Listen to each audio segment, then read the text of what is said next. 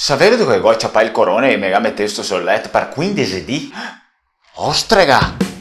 Já foram feitas aqui algumas considerações sobre o estrangeirismo numa língua, isso é, tudo que a priori é alheio à língua de origem, mas que já pertence a ela. Pois bem, sabemos então que o estrangeirismo é o emprego na língua de uma comunidade de elementos oriundos de outras línguas. Um exemplo disso no português é a palavra boycott, que veio do termo em inglês boycott. É claro que isso não deixa de acontecer na língua vêneta também, a língua dos nossos imigrantes. Contudo, também é muito interessante investigarmos os estrangeirismos antigos, que hoje já não são mais considerados estrangeiros, pois já foram absorvidos séculos e séculos atrás. E aqui entra a palavra que você acabou de ouvir, ostrega. Em um curso de língua vêneta, um aluno me perguntou: mas professor, o que significa a palavra ostrega? E aqui eu compartilho com todos vocês. Ostrega é um eufemismo, quer dizer que é uma palavra utilizada no lugar da outra para suavizar o dito. Deriva do grego ostrakon e nos remete ao período da democracia ateniense, um sistema chamado de ostracismo e criado ainda no quinto século